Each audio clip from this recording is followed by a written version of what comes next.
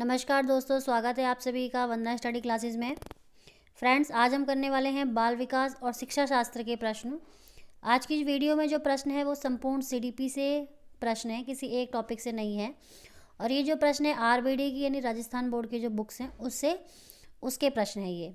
तो चलिए, वैसे तो ये सीडीपी के जो प्रश्न हैं वो आपके सभी टेट एग्ज़ाम्स के लिए इम्पोर्टेंट हैं, लेकिन अगर आप राजस्थान से मुख्य शिक्षक भर्ती की तैयारी कर रहे हैं तो इसके लिए बहुत ज़्यादा ही महत्वपूर्ण है। तो चलिए शुरू करते हैं आज की वीडियो। पहला प्रश्न है, निर्मितवादी सिद्धांत आधारित शिक्षण का आधार है। निर्मितवादी सिद्धांत आधारित शिक्षण का आधार क्या है? करके सीखना, अध्यापक को सुनना, अध्यापक तथा शिक्षार्थी के संबंध, अध्यापक कथित विषय वस्तु को दोहराना। तो निर्मितवादी सिद्धांत जो है उसका शिक्षण का आधार क्या है यह बताना है इसमें। तो इसका जो सही आंसर हो जाएगा वो है करके सीखना। निर्मितवादी सिद्धांत ने किस पर बल दिया था? करके सीखने पर बल दिया था। अगला प्रश्न है, निम्नलिखित में से कौन सा लेविन के अधिगम संबंधित क्षेत्र सिद्धांत की एक मुख्य अवधारणा नहीं है? प्रश्न पूछा गया है नहीं है, मतलब कौन सा लेविन यानी कुर्ट लेविन का सिद्धांत था अधिगम का। कौन सा सिद्धांत था? क्षेत्रीय सिद्धांत। एक प्रश्न ये बन जाता है कि कुर्ट लेविन ने अधिगम का कौन सा सिद्धांत दिया है। ये प्रश्न बहुत बार पूछा जाता है डायरेक्टली, तो इसका सही आंसर हो जाएगा क्षेत्रीय सिद्धांत। और उसने क्षेत्रीय सिद्धांत में कुर्ट लेविन ने कई टर्म यूज़ करी हुई हैं, तो उनसे भी प्रश्न आता है कि उसमें कौन सी एक अवधारणा नहीं पूछा गया है। तो विभेदीकरण, जीवन का दायरा, वेक्टर्स और कर्षण और तल रूप। तो ये चार इसमें टर्म्स दे रखी हैं और बोला है कि कौन सा इस सिद्धांत से संबंधित नहीं है। तो जो सिद्धांत से संबंधित नहीं है, सही आंसर हो जाएगा विभेदीकरण। क्योंकि कुर्ट लेविन ने जो क्षेत्रीय सिद्धांत दिया था उसमें जीवन का दायरा, वेक्टर्स, कर्षण और तल रूप, इन सभी का जो है यूज़ किया गया है। मतलब इन सभी के माध्यम से उन्होंने अपने क्षेत्रीय सिद्धांत को समझाया है। लेकिन उसमें क्या इसने अवधारणा नहीं दी है, तो वो है विभेदीकरण की अवधारणा। अगला प्रश्न है, संबंध प्रतिक्रिया सिद्धांत के प्रतिपादक। संबंध प्रतिक्रिया देखिए, नाम चेंज करके दिया गया है, लेकिन सभी नाम चेंज करके दिया गया है इसका सिद्धांत का, लेकिन बहुत पुराना सिद्धांत है और सभी जानते हैं इसको। थॉर्नडाइक, कोहलर, पावला, स्किनर, किसने दिया है? तो ये किसका संबंध प्रतिक्रिया के सिद्धांत का दूसरा नाम है। क्योंकि देखिए सीधे सीधे प्रश्न तो कई बार आता है, लेकिन कई बार जो है एग्जामिनर किसी सिद्धांत का दूसरे नाम से पूछ लेता है कि इसका जो है जन्मदाता कौन है, मतलब इस सिद्धांत को किसने बनाया है, इस सिद्धांत का जनक कौन है। तो संबंध प्रतिक्रिया सिद्धांत किसका है? तो ये है पावलक का। शास्त्रीय अनुबंधन सिद्धांत सभी जानते हैं, उसी का नाम है संबंध प्रतिक्रिया सिद्धांत। और ये किसके द्वारा है? तो ये पावलव के द्वारा। अगला है, पियाजे के अनुसार विकास की अवस्थाओं में वह अवस्था जिसमें बालक अनभिज्ञ होता है कि यद्यपि कोई वस्तु दिखाई नहीं दे रही है फिर भी वह अस्तित्व में है, तो वह अवस्था कहलाती है। पियाजे के अनुसार दिया है। पियाजे ने संज्ञानात्मक विकास की 4 अवस्थाएं दी हैं। उसी एक अवस्था में से पूछा गया है कि ऐसी कौन सी अवस्था है जिसमें बालक अनभिज्ञ में अनजान होता है कि अगर उसके सामने कोई वस्तु नहीं है लेकिन फिर भी वो वस्तु का अस्तित्व होता है। ऑप्शन है संवेदी गामक अवस्था, पाक्र संक्रिया अवस्था, औपचारिक संक्रिया अवस्था, मूर्त प्रयोगों का काल। तो फ्रेंड्स देखिए, सभी जानते हैं क्वेश्चन पढ़ने की देर होती है। अगर आप क्वेश्चन को अच्छे से समझ लें तो उसका आंसर सिलेक्ट करना, चूज़ करना बहुत इजी हो जाता है। तो इसने कहा है कि ऐसी कौन सी अवस्था है इसमें बालक के सामने कोई चीज़ आप उसको छुपा दो तो वो समझ नहीं पाता कि ये चीज़ वाकई में है। जैसे हम कई बार छोटे बच्चों के सामने से चीज़ को ऐसे पीछे हाथ करके कहते हैं कि चीज़ गायब हो गई, तो उस बच्चे को नहीं पता होता कि चीज़ पीछे जाके गायब नहीं होती, पीछे होती है। तो ये किस में होती है? संवेदी गामक अवस्था में। संवेदी गामक अवस्था कितनी होती है? 0 से 2 वर्ष के लिए होती है। अगला है, यह विचार कि विकास की किसी भी अवस्था पर कुछ भी सिखाया जा सकता है व्यक्त किया है। मतलब यह विचार किसने दिया है कि विकास की किसी भी अवस्था में बच्चे को कुछ भी सिखाया जा सकता है। बहुत इंपॉर्टेंट स्टेटमेंट है और कई बार पूछी भी गई है ये एग्जाम में। तो ये किसने दी है? जीन पियाजे ने, आसुबेल ने, ब्रूनर ने या रॉबर्ट गेने ने। तो फ्रेंड्स ये इसका जो सही आंसर हो जाएगा, ये जो कथन कहा था ये कहा था ब्रूनर ने, जेरोम ब्रूनर ने। ध्यान रखिएगा, option C is the right answer. अगला प्रश्न है, एक आंतरिक मानसिक दशा जो किसी व्यवहार को आरंभ करने तथा बनाए रखने को प्रेरित करती है कहलाती है। एक आंतरिक पूछा है और मानसिक दशा पूछा है जो किसी भी व्यवहार को शुरू करने और उसको कंटिन्यू करने मतलब उसको बनाए रखने के लिए हमेशा हमें प्रेरित करती रहती है, वह क्या कहलाती है? अभिरुचि कहलाती है, अभिधारणा, अभिप्रेरणा या अभिवृत्ति। तो यह कहलाती है अभिप्रेरणा। इंपॉर्टेंट है, कोई भी ऐसी हमारी अंदर हमारी मानसिक दशा, हमारी मेंटल स्टेबिलिटी, जिससे कि हम कोई भी व्यवहार या कोई भी काम शुरू करें और उसे कंटिन्यू रखें, तो ये किसके द्वारा होता है? ये अभिप्रेरणा के द्वारा होता है, मोटिवेशन के द्वारा होता है। अगला है, निम्नलिखित में से कौन सी विशेषता आंतरिक रूप से अभिप्रेरित बच्चों के लिए सही नहीं है? नहीं है, कई बार जब आप प्रश्न पढ़ रहे हो तो लास्ट में ये चीज़ बहुत अच्छे से ध्यान रखिएगा कि नहीं कहाँ बोला गया है। एक नहीं वर्ड आने से ही पूरे क्वेश्चन का आंसर चेंज हो जाता है। तो पूछा गया है कि निम्नलिखित में से नीचे दी गई विशेषताओं में से आंतरिक रूप से अभिप्रेरित बच्चों के लिए सही नहीं है। ऑप्शन है, वह हमेशा सफल होते हैं, उन्हें कार्य करने में आनंद आता है, वह कार्य करते समय उच्च स्तर की ऊर्जा प्रदर्शित करते हैं, यह चुनौती भरे कार्यों को पसंद करते हैं। तो देखिए सही नहीं है। आंतरिक रूप से अभिप्रेरित बच्चे होते हैं उनके लिए ये सही नहीं है कि वह हमेशा सफल होते हैं। जो भी व्यक्ति या बच्चे आंतरिक रूप से अभिप्रेरित हैं, इसका मतलब ये नहीं है कि वो हमेशा ही सफल होंगे। तो यह स्टेटमेंट सही नहीं है। अगला प्रश्न है, एक संतुलित व्यक्तित्व वह है जिसमें, एक संतुलित व्यक्तित्व पूछा है, वह है कौन सा है जिसमें इदम एवं परम अहम के बीच संतुलन स्थापित किया जाता है। इदम एवं अहम के बीच संतुलन स्थापित किया जाता है। एवं अहम एवं परम अहम के बीच संतुलन स्थापित किया जाता है और मजबूत अहम को बनाया जाता है। तो देखिए 4 स्टेटमेंट है संतुलित व्यक्तित्व के लिए, और ये जो इदम, अहम और पराअहम, ये 3 जो दिया हुआ है स्टेटमेंट, 3 ये दी हुई है टर्म, ये किसने दी है? ये दी है सिगमंड फ्रायड ने। और मनोविश्लेषणवाद का सिद्धांत किसने दिया था? तो सिगमंड फ्रायड ने दिया था। और उन्होंने बताया था व्यक्तित्व के अंदर ये 3 होते हैं, 3 व्यक्तित्व होते हैं, इदम, अहम और पराअहम। तो संतुलित व्यक्तित्व के लिए पूछा गया है कि इसमें से कौन सा सही है। तो संतुलित व्यक्तित्व के लिए जो सही होगा वो होगा इदम और अहम के बीच में संतुलन। इदम और अहम के बीच में संतुलन, यानी B is the right answer. अगला है, किसी व्यक्ति के व्यक्तित्व के मापन के लिए व्यक्तिनिष्ठ विधि पूछी गई है। किसी व्यक्ति के व्यक्तित्व मापन के लिए तो कौन सी होगी? नियंत्रित निरीक्षण विधि, व्यक्तिगत गुणों का मूल्यांकन, आत्मकथा विधि या व्यक्तित्व में मनोवैज्ञानिक परिवर्तन। तो जो सही आंसर हो जाएगा इसका, अगर किसी व्यक्ति के व्यक्तित्व का जो मापन करना है उसके लिए व्यक्तिनिष्ठ विधि पूछी जाए तो वो होगी आत्मकथा विधि। ध्यान रखिएगा, आत्मकथा विधि। अगला प्रश्न है, व्यक्तित्व एवं बुद्धि में वंशानुक्रम की, व्यक्तित्व में और बुद्धि में वंशानुक्रम की भूमिका के बारे में क्वेश्चन है कि इसकी नाम मात्र की भूमिका होती है, महत्वपूर्ण भूमिका है, पूर्वानुमेय है या आकर्षक भूमिका है। तो ध्यान रखिएगा, किसी भी व्यक्तित्व में या किसी की भी बुद्धि में वंशानुक्रम की जो है हमेशा महत्वपूर्ण भूमिका होती है।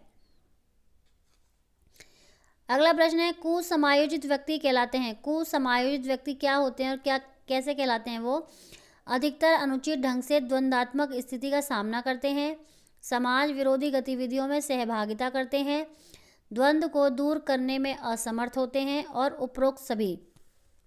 तो देखिए ये सभी स्टेटमेंट कुसमायोजित व्यक्तित्व के बारे में दी गई हैं और सभी सही हैं, क्योंकि जो कुसमायोजित व्यक्ति होते हैं, कुसमायोजित व्यक्ति मतलब जो स्थिति के साथ समायोजन नहीं कर पाते हैं वो होते हैं कुसमायोजित। तो ये देखिए अधिकतर अनुचित ढंग से द्वंद्वात्मक स्थिति का सामना करते हैं, ये भी स्टेटमेंट सही है। समाज की जो विरोधी गतिविधियां उनमें सहभागी होते हैं, ये भी सही है। और द्वंद्व को दूर करने में असमर्थ होते हैं, मतलब प्रॉब्लम सॉल्व ही नहीं कर पाते। तो ये जो उपरोक्त सभी ऑप्शन हो जाएगा, ये इसके लिए सही हो जाएगा। मीन्स तीनों ही स्टेटमेंट कुसमायोजित व्यक्ति के लिए सही है। अगला प्रश्न है, व्याख्यान के दौरान संप्रेषण श्रेष्ठ होगा यदि शिक्षक व्याख्यान मतलब जो कोई टीचर, कोई शिक्षक कोई किसी भी टॉपिक को एक्सप्लेन कर रहा है तो उसका बच्चों के साथ संप्रेषण अच्छा होगा यदि शिक्षक तैयार किए गए नोट्स में से पढ़ाता है, नोट तैयार करके आता है और उन्हें मार्गदर्शिका के रूप में प्रयोग करता है, तात्कालिक व्याख्यान प्रस्तुत करता है, या दूसरे क्षेत्रों में से उद्धरण देते हुए तात्कालिक व्याख्यान प्रस्तुत करता है। तो जो सही आंसर हो जाएगा वो यही हो जाएगा कि जब शिक्षक व्याख्यान करता है तो दूसरे क्षेत्रों में से उद्धरण देते हुए तात्कालिक व्याख्यान, मतलब व्याख्यान देते हुए किसी चीज़ को एक्सप्लेन करते हुए उसे दूसरे क्षेत्रों के साथ, मतलब और चीज़ों के साथ उसे रिलेट करके, कोरिलेट करके अगर वो उसका व्याख्यान करेगा तो ज़्यादा संप्रेषण बच्चों के साथ अच्छा होगा। तो सही आंसर हो जाएगा डी। अगला प्रश्न है, अभिवृद्धि शब्द का प्रयोग किया जाता है। अभिवृद्धि कई बार पूछा जाता है कि अभिवृद्धि क्या होती है और इसका प्रयोग किस लिए किया जाता है? बालक के मानसिक विकास के लिए, बालक के सामाजिक विकास के लिए, बालक के शारीरिक विकास के लिए, या बालक के मानसिक व सामाजिक दोनों के विकास के लिए। तो देखिए अभिवृद्धि का जो होता है वो यूज़ किया जाता है बालक के शारीरिक विकास के लिए, क्योंकि विकास और वृद्धि हमने पढ़ा है शुरू में ही, साइकोलॉजी में फर्स्ट चैप्टर है विकास और वृद्धि बच्चों का। तो वृद्धि किससे संबंधित होता है? वृद्धि संबंधित होती है शरीर के विकास से, और विकास होता है, विकास बच्चे के सभी से संबंधित होता है, मतलब बच्चे के शारीरिक, मानसिक और सामाजिक सभी विकास से संबंधित होता है विकास, लेकिन शरीर से संबंधित होती है वृद्धि। तो सही आंसर हो जाएगा सी। अगला प्रश्न है, विद्यालय से पलायन करने वाले बालक के अध्ययन की सबसे उपयुक्त विधि है। मतलब एक बच्चा बार बार विद्यालय से पलायन करता है, मतलब विद्यालय जाने के लिए रोता है, विद्यालय नहीं जाता है या विद्यालय से भाग जाता है, तो आपको उसका अध्ययन करना है। तो सबसे उपयुक्त विधि कौन सी है? केस स्टडी विधि, प्रश्नावली विधि, सर्वेक्षण विधि या प्रयोगात्मक विधि। तो सबसे उपयुक्त विधि हो जाएगी केस स्टडी विधि, मतलब उस बालक के बारे में पूरा डिटेल से उसके शुरू से लेके उसका स्टडी करना उसके बारे में कि रीज़न क्या है कि जो बच्चा स्कूल से दूर भाग रहा है। अगला प्रश्न है, राष्ट्रीय पाठ्यचर्या रूपरेखा 2005 में बहुभाषा को संसाधन के रूप में समर्थन दिया गया है, क्योंकि मतलब एनसीएफ 2005 में बोला है कि बहुभाषा को जो है ना इसमें संसाधन के रूप में समर्थन दिया गया था। ऐसा क्यों है? ऑप्शन है, यह एक तरीका है जिसमें प्रत्येक बालक सुरक्षित महसूस करे। फिर है, भाषागत पृष्ठभूमि के कारण कोई भी बालक पीछे ना छूट जाए। यह बालकों को अपने पर विश्वास के लिए प्रोत्साहन देगा, या इनमें से सभी। तो देखिए एनसीएफ ने बहुभाषा को एक संसाधन के रूप में माना है। ऐसा इसलिए माना है क्योंकि जिसमें बालक सुरक्षित महसूस करे, भाषागत पृष्ठभूमि के कारण कोई भी बालक पीछे ना छूटे, ये भी सही है, और बालकों को अपने पर विश्वास हो, तो ये भी सही है। तो इसका जो सही आंसर हो जाएगा वो हो जाएगा ऑप्शन डी, क्योंकि तीनों ही स्टेटमेंट सही है। एनसीएफ ने माना है कि क्लास में बहुभाषा को संसाधन के रूप में यूज़ करना चाहिए। मतलब आप जैसे कि आप हिंदी के टीचर हैं, आप क्लास में हिंदी में पढ़ाते हैं या इंग्लिश में पढ़ाते हैं, इंग्लिश के टीचर, और आपकी क्लास में कोई तमिल का बच्चा आ जाए, कोई मराठी बच्चा आ जाए, तो आप ऐसे नहीं है कि उस बच्चे को इग्नोर करोगे या उसे पढ़ाओगे नहीं या उसे मतलब अवॉइड करोगे। आपको उसकी भाषा को भी एक संसाधन के रूप में यूज़ करना चाहिए क्लास में। अगला प्रश्न है, सतत एवं व्यापक मूल्यांकन के किस लिए आवश्यक है? सतत और व्यापक मूल्यांकन पूछा है, किस लिए आवश्यक है? शिक्षण के साथ परीक्षण का तालमेल बैठाने के लिए, शिक्षा बोर्ड की जवाबदेही कम करने के लिए, यह समझने के लिए कि अधिगम का किस प्रकार अवलोकन किया जाता है, दर्ज किया जाता है व सुधार किया जा सकता है, और अगर जल्दी की जाने वाली गलतियों की तुलना में कम अंतराल पर की जाने वाली गलतियों के लिए। तो सतत और व्यापक मूल्यांकन पूछा है कि क्यों आवश्यक है, तो इसका जो मोस्ट इम्पॉर्टेंट तरीका हो जाएगा वो हो जाएगा यह समझना, सतत और व्यापक मूल्यांकन में यह समझना कि अधिगम का किस प्रकार अवलोकन किया जा सकता है, मतलब बच्चों को जो सिखाया अधिगम कराया है उसका अवलोकन कैसे किए, दर्ज करें और सुधार कैसे करें, अगर जहाँ कमी रह गई है वहाँ पे सुधार कैसे किए, इसलिए सतत और व्यापक मूल्यांकन किया जाता है। अगला प्रश्न है, योगात्मक मूल्यांकन क्या है? इसका उद्देश्य क्या है? योगात्मक मूल्यांकन का उद्देश्य पूछा है, समय विशेष एवं विभिन्न कार्यों पर एक विद्यार्थी ने कितना अच्छा निष्पादन किया है का पता लगाना। अगली इकाई के अनुदेशन से पूर्व प्रगति का पता लगाना, ऐसे विद्यार्थी का पता लगाना जो अपने साथियों के समक्ष सम प्राप्ति में कठिनाई अनुभव कर रहा है, या अधिगम को सुगम बनाना एवं ग्रेड न प्रदान करना। तो योगात्मक पूछा गया है, इसमें योगात्मक मूल्यांकन पूछा गया है कि इसका उद्देश्य क्या होता है। तो जो इसका सही उद्देश्य होता है, मतलब पूरा समय विशेष, मतलब एक जो समय पूरा टोटल दिया गया है, जैसे 1 साल दिया जाता है बच्चों को, तो उस पूरे समय में और विषय विभिन्न कार्यों पर विद्यार्थी ने अपना निष्पादन कैसे किया है, इसका पता लगाना। योगात्मक का मतलब यही होता है कि पूरे वर्ष भर बच्चों ने जो सीखा है, क्या सीखा है, कैसे सीखा है, इसका पता लगाना।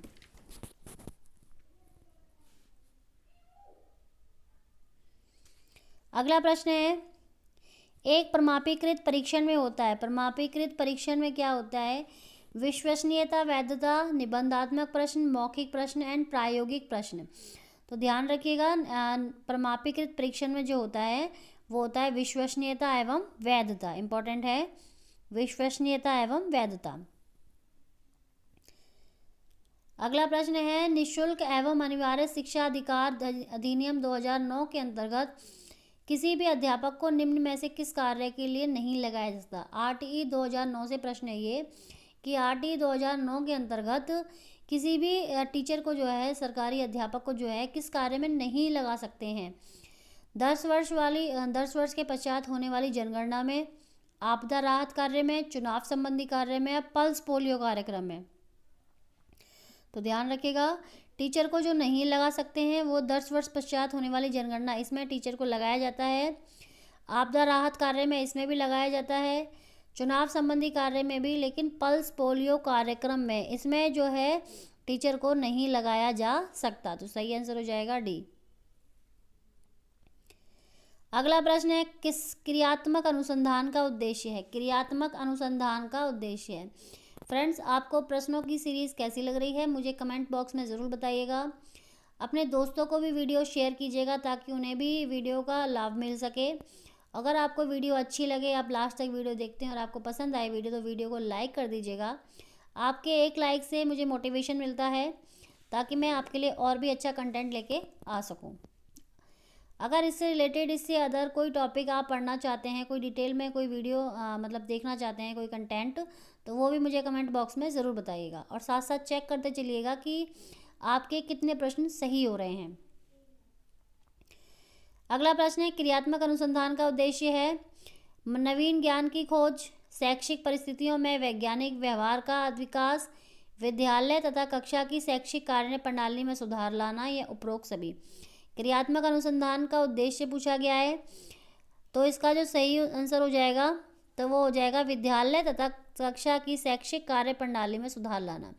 ध्यान रखिएगा, क्रियात्मक अनुसंधान जो होता है वो सिर्फ विद्यालय, मतलब विद्यालय लेवल पे ही किया जाता है। विद्यालय या कॉलेज, मतलब पढ़ाई के लेवल पे ही क्रियात्मक अनुसंधान किया जाता है, और ये किया जाता है शिक्षा की कार्य प्रणाली में सुधार लाने के लिए। इसके लिए अलग से कोई स्टाफ नहीं होता, अलग से मेंबर्स नहीं होते। विद्यालय या कॉलेज के ही जो मेंबर्स होते हैं, प्रधानाचार्य, अध्यापक, उनका स्टाफ, उन्हीं के द्वारा ये क्रियात्मक अनुसंधान किया जाता है, और ये शैक्षिक प्रणाली में सुधार लाने के लिए इसका उपयोग किया जाता है, यही इसका उद्देश्य है। अगला प्रश्न है, निम्न में से कौन सा चरण शोध को क्रियात्मक अनुसंधान बनाता है। कौन सा चरण, कई चरण दिए गए, पूछा है कौन सा चरण क्रियात्मक अनुसंधान को शोध को, मतलब किसी शोध को क्रियात्मक अनुसंधान बनाता है। ऑप्शन है, उपकल्पनाओं का निर्माण, प्रोग्राम का क्रियावहन एवं मूल्यांकन, सामान्यकरण, शोध के आकल्प का अपरिवर्तन होना। तो फ्रेंड्स, सही आंसर हो जाएगा प्रोग्राम का क्रियान्वयन एवं मूल्यांकन। मतलब कोई भी प्रोग्राम बनाना, कोई भी प्रोग्राम को लागू करना और बाद में मूल्यांकन करना, उसका ये देखना कि हमने जो शोध किया था, जो प्रोग्राम किया था, उसका रिजल्ट क्या आया है। अगला है, जॉन डीवी द्वारा समर्थित लैब विद्यालय के उदाहरण है। जॉन डीवी ने लैब विद्यालय का ये को मतलब प्रोत्साहित किया था, और इनके द्वारा इस लैब विद्यालय के उदाहरण कौन से दिए थे इन्होंने? पब्लिक विद्यालय, सामान्य विद्यालय, फैक्ट्री विद्यालय, प्रगतिशील विद्यालय। तो सही आंसर हो जाएगा, इन्होंने समर्थन दिया था प्रगतिशील विद्यालय को।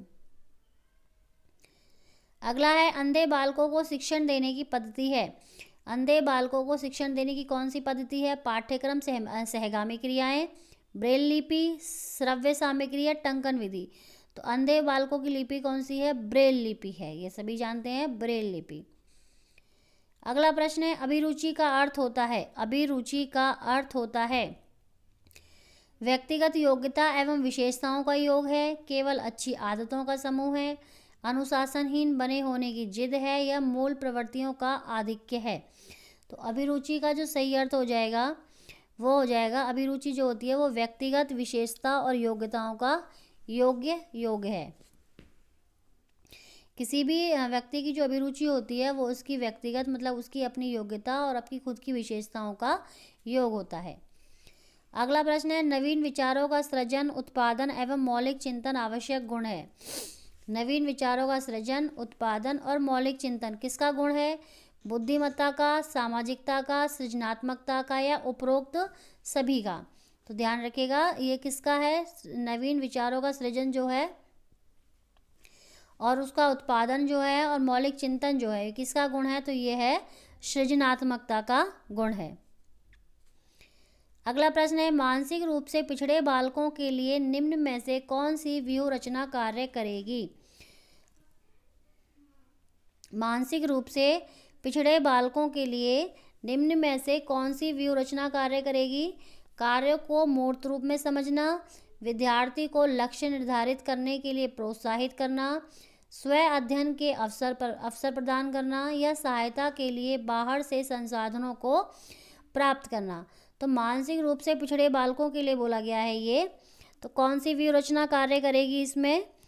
तो ये करेगी कार्यों को मूर्त रूप से समझना। मतलब मानसिक रूप से जो पिछड़े बालक हैं उनको आप कोई भी कार्य करा रहे हो, कोई चीज़ समझा रहे हो, तो वो मूर्त रूप में मतलब प्रैक्टिकली उनको दिखा के और तब उनको समझाई जाए तो वो सही से काम करेगी ये रचना, मतलब उनको सही से समझ में आएगा। अगला प्रश्न है, निम्नलिखित में से कौन सी मानसिक मंदता की विशेषता नहीं है? मानसिक मंदता की विशेषता नहीं पूछा गया है। देखिए, बुद्धि लब्धि का 25 से 70 के मध्य होना, तो ये मानसिक मंदता है। धीमी गति से सीखना एवं दैनिक जीवन की क्रियाओं को ना कर पाना, ये भी मानसिक मंदता वाले बच्चों की विशेषता है। वातावरण के साथ अनुकूलन में कठिनाई, तो ये भी होती है। लेकिन अंतः वैयक्तिक संबंधों का कमजोर होना, अंतः वैयक्तिक मतलब पर्सनल संबंधों का कमजोर होना, ये मानसिक मंदता वाले लोगों बच्चों की व्यक्तियों की विशेषता नहीं होती है। तो इसमें नहीं पूछा गया है, तो सही आंसर हो जाएगा डी। अगला प्रश्न है, सीमा हर पाठ को बहुत जल्दी सीख लेती है लेकिन लीना उसे सीखने में बहुत ज़्यादा समय लेती है, तो यह विकास के किस सिद्धांत को दर्शाता है?